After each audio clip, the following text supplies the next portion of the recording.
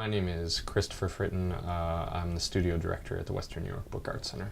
The Western New York Book Arts Center is dedicated to the art of the book. We do workshops where we incorporate letterpress, bookbinding, papermaking, paper marbling, anything that could be related to books and book arts.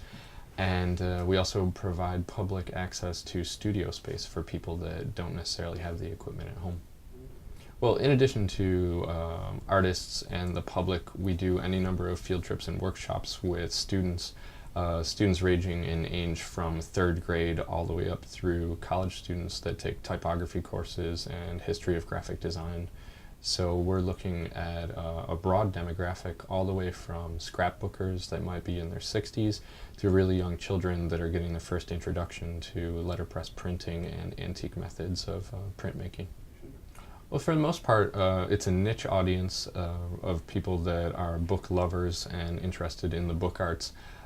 Also have a wider audience based in the printmaking field, so artists who are involved in any method of printmaking, we've created a community for them and a sort of focal point, a headquarters for them in the Buffalo community, as well as all the students. Often those students who come in for field trips, if they're in high school or they're in college, they come back in and do volunteer work and they do internships for credit.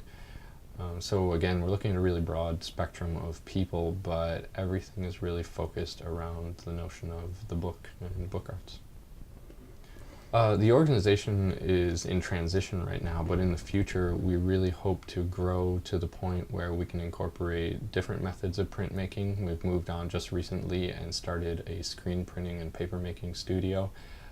We're transitioning to pick up a new executive director and hopefully become more fiscally solvent. And in the future I think we see being able to bring in more international artists as well to the gallery space that we boast up top, as well as bring in other artists who would be able to sell their work in our gift shop.